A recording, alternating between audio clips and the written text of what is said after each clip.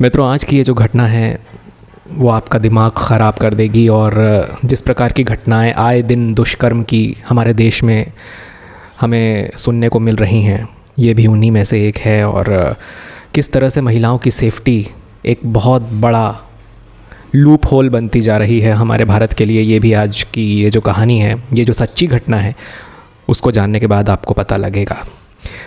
मित्रों, दरअसल ये जो घटना है ये है जनवरी 2024 की,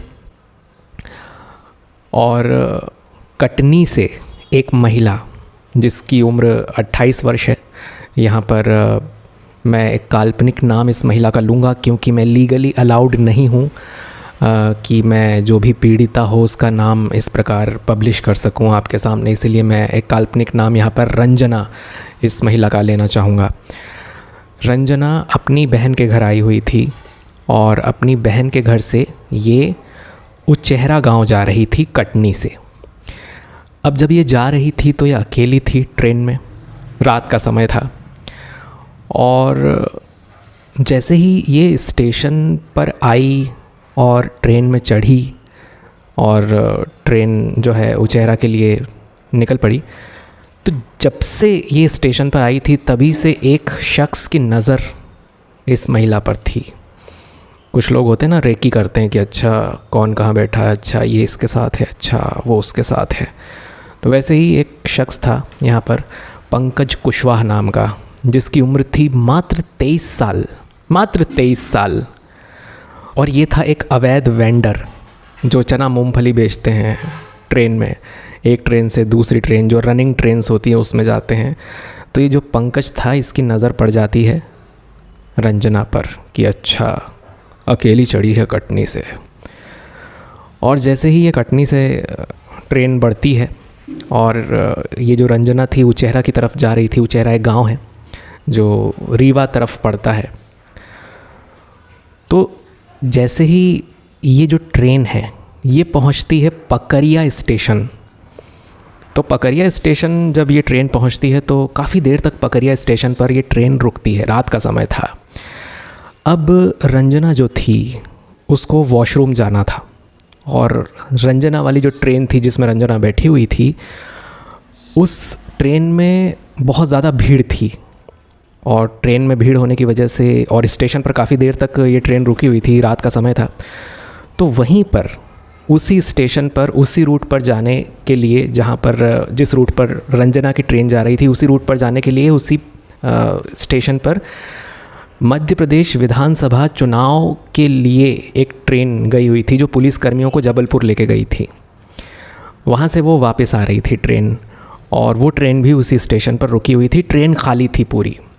अब रंजना को वॉशरूम जाना था तो रंजना ने अपनी ट्रेन से उतरकर इस ट्रेन में वॉशरूम जाना सही समझा, क्योंकि ये ट्रेन खाली भी थी और एकदम साफ़ सुथरी ट्रेन थी। तो ट्रेन के एसी कोच नंबर 141344, ये ट्रेन का बोगी नंबर है, एसी कोच था, उसमें ये वॉशरूम चली जाती है, बाथरूम चली जाती है। अब चूँकि पंकज की नज़र तो शुरू से थी इस पर, तो अब जो है पंकज ने इस मौके का गलत फ़ायदा उठाते हुए पहुंच गया। ये भी उस ट्रेन में चढ़ गया रंजना के पीछे पीछे, और ये भी पहुंच गया उस वॉशरूम में। रंजना ने जैसे ही इसे देखा तो वो घबरा गई। वो वापस ट्रेन के डिब्बे से वापस भागने की कोशिश करती है, पर इसने रंजना का हाथ पकड़ लिया बहुत ज़ोर से, और हाथ पकड़कर रंजना का पंकज ने इसे खींच लिया वापस उसी वॉशरूम की तरफ, और वॉशरूम का गेट लगा दिया। और मित्रों, इसने, पंकज ने, ये जो अवैध वेंडर था 23 साल का, इसने ज़बरदस्ती की रंजना के साथ। और पहले तो रंजना का हाथ पकड़कर इसने ट्रेन के उस वॉशरूम के अंदर इसे धकेला, गेट लगाया, और फिर इसने रंजना के कपड़े फाड़ दिए। दोस्तों, बुरी तरह से इसने रंजना के कपड़े फाड़ना शुरू किया। शराब भी इसने पी हुई थी, शराब के नशे में भी था। और फिर इसने जो है रंजना के मुंह पर हाथ रखा, बहुत ज़ोर से रंजना का मुंह दबाया, और रंजना के साथ इसने दुष्कर्म किया। और जब दुष्कर्म करना इसने स्टार्ट किया तो फिर ट्रेन भी चल पड़ी। वो जो ट्रेन थी वो चल पड़ी ट्रेन, और चलती ट्रेन में इसने बार बार रंजना के साथ दुष्कर्म किया। रंजना चीखी चिल्लाई पर ट्रेन में कोई था नहीं, ट्रेन खाली थी, क्योंकि ट्रेन विधानसभा चुनाव करा के जितने भी पुलिसकर्मी उसमें थे उनको छोड़ करके वापस आ रही थी वो ट्रेन, और उस ट्रेन में ये हादसा हुआ। ये ट्रेन पूरी खाली थी। अब ये ट्रेन जैसे ही सतना पहुंचती है तो सतना में पहुंचते ही रंजना जैसे तैसे हिम्मत जुटाकर अपने आप को छुड़ाकर भागती है। सतना स्टेशन पर जैसे ही वो ट्रेन रुकती है भागती है, और अर्धनग्न अवस्था में, मित्रों अर्धनग्न अवस्था में, मुझे बताते हुए भी मेरी रूह काँप रही है, वो जाती है तुरंत जीआरपी थाने, उस स्टेशन के जीआरपी थाने जाती है और पूरा वाक़या बताती है, घबराते हुए, रोते हुए, बिलखते हुए। और तुरंत जीआरपी के जो जवान थे वो पहुंच जाते हैं उस बोगी में, बोगी नंबर 141344 में वो पहुंच जाते हैं। और ये जो पंकज था इसने अपने आप को उस ट्रेन के वॉशरूम के डब्बे के अंदर पैक कर लिया था, अंदर से इसने लॉक कर लिया था। अब सतना स्टेशन पर ये जो ट्रेन थी ये 40 मिनट तक खड़ी हुई थी, 40 मिनट तक ये ट्रेन खड़ी हुई थी, और जीआरपी थाने के जितने भी जवान लोग थे वहाँ पहुँच गए और उन्होंने गेट बोला खोल खोल खोल, पर पंकज अंदर अपने आप को पैक कर लिया था, इसने लगा लिया था गेट, और ये खोल नहीं रहा था, घबरा रहा था कि नहीं मुझे नहीं खोलना, मुझे नहीं खोलना। अब दोस्तों रेलवे का जो गेट होता है वो बहुत मजबूत होता है, इतने आसानी से खुलता नहीं है, मतलब इतने आसानी से टूटता नहीं है। बहुत कोशिश की गेट खुलवाने की, जितने भी जीआरपी थाना के लोग थे सतना के वहाँ पहुँच चुके थे उसके गेट के पास। 40 मिनट हो गए, ये गेट खुलवा ही नहीं पाए, क्योंकि अंदर से पंकज ने गेट खोला नहीं, बाहर से बहुत ठोकते रहे गेट को, खोल खोल खोल। अब ट्रेन चल दी, ये ट्रेन चल दी तो फिर ये ट्रेन रीवा के पास एक स्टेशन पड़ता है, कैमा स्टेशन। तो कैमा स्टेशन के पास जब ये ट्रेन रुकती है तो जैसे तैसे जीआरपी के जितने भी लोग होते हैं वो उस वॉशरूम का, उस ट्रेन की बोगी के वॉशरूम का गेट तोड़ करके पंकज को जो है हिरासत में लेते हैं। अब पंकज चूँकि सारी चीज़ें एकदम उसके सामने थी, वो भाग नहीं सकता था, छुप नहीं सकता था, उसने ख़ुद को ही उस वॉशरूम के अंदर पैक कर लिया था, तो उसके पास कोई चारा तो बचा नहीं था भागने का। तो जैसे ही गेट तोड़कर उसे अरेस्ट किया जाता है तो साथ ही वो सारा जुर्म जो है कबूल लेता है, और वो बताता है सब कुछ कि कटनी से जैसे ही ये चढ़ी थी वैसे ही तब से ही मेरी इन पे नज़र थी, और मैंने मौका देखकर जब ये अकेली ट्रेन के वॉशरूम में गई वॉशरूम यूज़ करने तो तुरंत इसके पीछे आया और मैंने सारी चीज़ें इसके साथ की। ये उसने कबूल भी किया।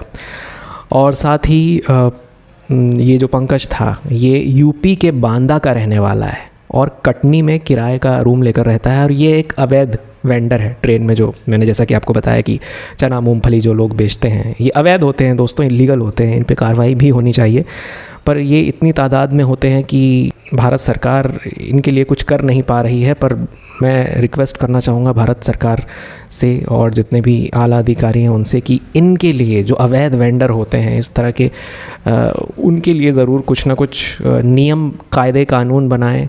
और ये जो घटना घटित हुई दोस्तों, इसके बाद से ये जो लड़की है ये सदमे में थी, और सतना जीआरपी थाना में सारी कार्रवाई होती है, और फिर ये जो केस है ये कटनी के जीआरपी थाना ट्रांसफ़र कर दिया जाता है, और धारा 342, 376, 506 और SC/ST एक्ट के तहत जो है पंकज कुशवाहा पर मुकदमा दर्ज किया जाता है।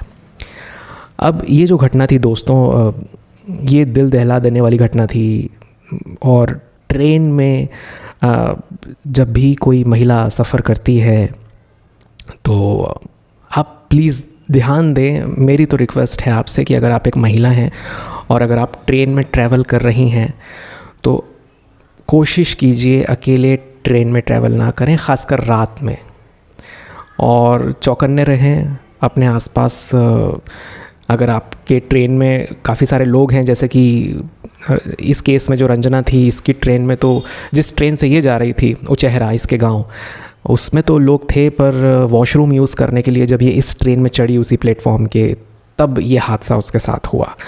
तो आपको सतर्क रहने की, सावधान रहने की भी ज़रूरत है, क्योंकि ऐसे वहशी दरिंदे हर जगह घूम रहे हैं दोस्तों। और प्लीज़ मैं आपसे रिक्वेस्ट करना चाहूँगा कि आप जागरूक रहें, आप सतर्क रहें। इस सच्ची घटना को सुनाने का उद्देश्य आपको परेशान करना नहीं है, आपको मेंटली डिस्टर्ब करना नहीं है, बल्कि मैं चाहता हूँ कि आप अवेयर हों, आप सतर्क रहें, सावधान रहें। और अगर आप एक महिला हैं तो इस कहानी को, इस सच्ची घटना को जानने के बाद मुझे ऐसा लगता है कि कुछ कुछ चीज़ें जो हैं आपको ध्यान में जो रखनी है उसको लेकर के ज़रूर आप सतर्क रहेंगे और अपना ख्याल रखेंगे। तो दोस्तों, ये थी आज की ये सच्ची घटना। अगर ये सच्ची घटना आपको लगी है कि जागरूक करने लायक है तो लाइक करके मेरा प्रोत्साहन ज़रूर बढ़ाइए, और भी लोगों तक ये कहानी भेजिए और कमेंट करके अपनी प्रतिक्रियाएं ज़रूर दीजिए। ख़ासकर जो अवैध वेंडर्स और इस तरह के जो लोग होते हैं जो ट्रेन में ट्रैवल करते हैं, और जो अकेले बेचारे लोग जब ट्रेन में ट्रैवल करते हैं तो किस तरह से ऐसे दरिंदों का शिकार हो जाते हैं, ख़ास करके महिलाएँ, उनको लेकर के क्या सेफ्टी हम रख सकते हैं। अगर आपके पास कोई सुझाव हो भारत सरकार के लिए या इंडियन रेलवे के लिए तो ज़रूर कमेंट बॉक्स में कमेंट करके बताएं। और अगर आपने मेरे चैनल द केस को सब्सक्राइब नहीं किया है तो ज़रूर मेरे चैनल को सब्सक्राइब करके मेरा उत्साहवर्धन कीजिए और बेल आइकन ज़रूर दबाइए, ताकि जब भी मेरी कोई कहानी आप तक पहुंचती है, कोई सच्ची घटना आप तक पहुंचती है तो वो आपको तुरंत मिल सके। मिलते हैं अगले वीडियो में। धन्यवाद।